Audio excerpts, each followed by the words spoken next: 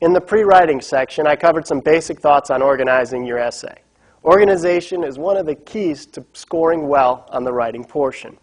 The ACT does not award any points for following a typical essay structure, such as the 5-paragraph mandatory.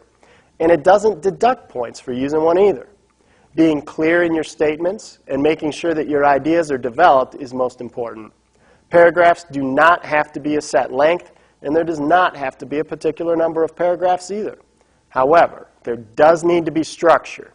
Now let's go to the classroom for further discussion about organization. All right, let's talk about organizing your essays now. First, we'll talk about paragraphs. I think we need to take a step back and remember what a paragraph is supposed to do. Each paragraph explains or demonstrates a key point or thought of the central idea.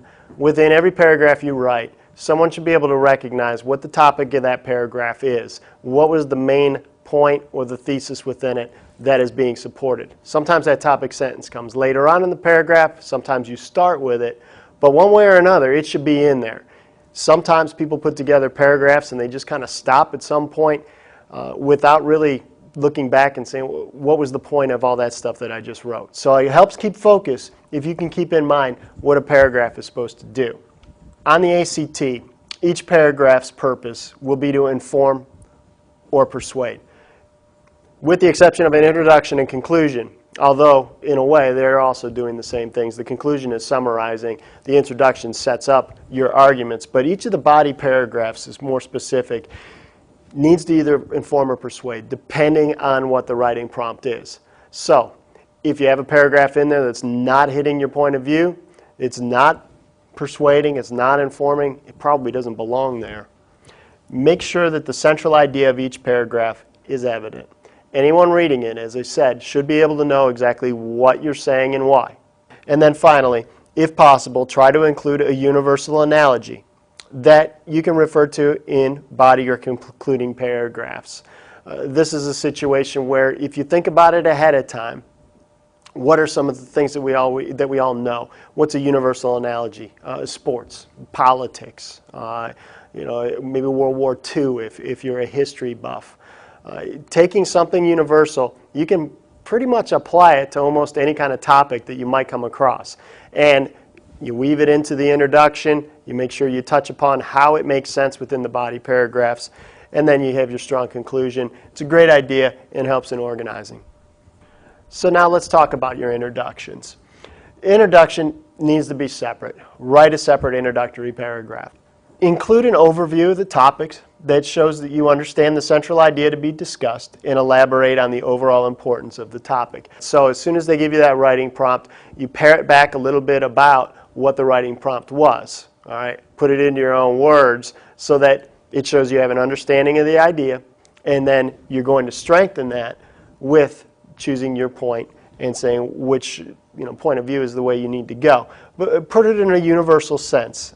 So you're thinking overall, overall this issue is important because, and there are different points of view, this one's right. Okay, that's kind of the main thing, and then you have your filler sentences, your ideas to snap it and make it a little bit better in there. But that last point, be time sensitive. You cannot spend a whole lot of time crafting an excellent introduction and expect to do well because you're going to run out of time when it comes to actually supporting that excellent introduction. So my advice is to keep your introductory paragraphs relatively simple. Hit them hard with the great body paragraphs, and then if you have time at the end and you want to redevelop that intro just a little bit, you can go back and do that. The paragraphs themselves, your body paragraphs, adhere to grammar conventions. Don't forget everything that you learned in the English portion of the ACT. Those same things should apply to your own writing. Indent or skip a line when beginning a new paragraph, and start a new paragraph with each point. Now you can start a new paragraph with each speaker also if you're going to use dialogue. That's just a separate thing for you to keep in mind if you are going to use a conversation. Every time you have a new speaker, you have to start a new paragraph. So indent or skip a line, make sure they understand where your logical breaks are. Let's talk about a little more about those body paragraphs. Take each point highlighted from your pre-writing and develop it into a paragraph.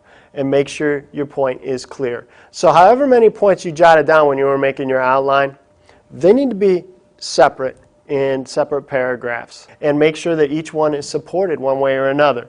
So examples, specific examples. Make sure that you follow through with your statement.